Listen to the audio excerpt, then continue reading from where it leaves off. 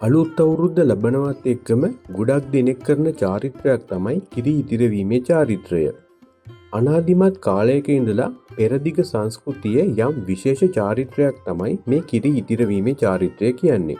මොකද කිරි කියන්නේ සුබ දෙයක් නිසා ඕනෑම සුබ අවස්ථාවකදී කිරි ඉතිරවීම සාමාන්‍යයෙන් සිදු කෙරෙන නිසා.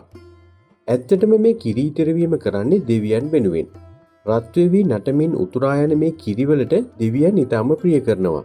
ඒ නිසා එක විදියකට බලනකොට කිරි ඉතිරවීම ඔස්සේ මිනිසුන් බලාපොරොත්තු වෙන්නේ දෙවියන්ගේ ඇල්ම බැල්ම ලබා ගැනීම වෙන්න පුළුවන්. කොහොම වුණත් සමහර අවස්ථාවලදී වස්දෝස් ඉවත්වීම වෙනුවෙනුත් කිරි ඉතිරවීම කියන දේ කරනවා.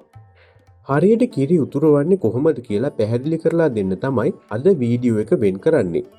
කිරි උතුරවන්න අවශ්‍ය වෙනවා එළකිරි, මුට්ටියක්, ලිපක්, කුරුඳු දර, පොල් තෙල් ස්වල්පයක්, රෙදි කැබැල්ලක්, බුලත්, මල් ටිකක්, හඳුන් කූරු.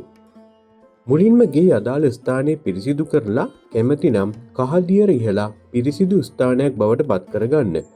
ඊට පස්සේ එතන වැලි හෝ තහඩුවක් තියලා බුලත් කොළ මලක් ආකාරයට නැටි ටික පිටට පිහිටන විදියට අතුර ගන්න ඕන. ඒ බුලත් කොළ උඩින් තමයි ලිප තියන්නේ. ඊට පස්සේ ලිපේ දර දාන්න කලින් රෙදි කෑල්ල ලිපට ගුලි කරලා දාලා ඒකට පොල් තෙල් ස්වල්පයක් දාගන්න ඕන. මේකෙන් ලිප නිවෙන්නේ නැතුව පත්තු කරගන්න පහසු වෙනවා. මේකට ලාම්පු තෙල් හෝ කපුරු දායක කරගන්න එපා. පොල් තෙල්ම ගන්න. ඊට පස්සේ ඒ රෙදි කෑල්ල උඩින් හිටින විදියට ලිපට දර එකතු කරගන්න. දැන් ලිප සූදානම් කරලා ඉවරයි. ඊට පස්සේ මුට්ටිය ලිපෙන් තියලා මුට්ටියේ කට ළඟට කිරි එකතු කරගන්න මුට්ටියට. මේ කිරි මුට්ටියට කහ සුදු හඳුන් වගේ දේවල් දාන්න එපා. කිරි විතරයි දාන්න ඕන. ඒ වගේම තමයි මේ එළකිරි වෙනුවට පොල් කිරි එහෙම ගන්නත් එපා. පොල් කිරි ගත්තොත් පොල් කිරි උතුරන සුවඳට പ്രേත දෝෂ ලං වෙන්න බලනවා. ඒ නිසා එළකිරිම තමයි ගන්න ඕන. දැන් බුලත් කොලයකට මල් ටික තියලා ලිප ළඟින් තියන්න. හඳුන් කුරුත් පත්තු කරන්න. ඊට පස්සේ සියලු දොස් දුරු වේවා කියලා ප්‍රාර්ථනා කරගෙන දෙවියන්ට මේ කිරි ඉතිරවීම පූජාවක්ම වේවා කියලාත් ප්‍රාර්ථනා කරගෙන ලිපේ තියෙන රෙදි කෑල්ලට ගිනි දැල්වන්න. පොල් තෙල් තියෙන නිසා රෙදි කෑල්ල ටික ටික පත්තු වෙවි දරවලට ගින්දර ඇවිලෙනවා.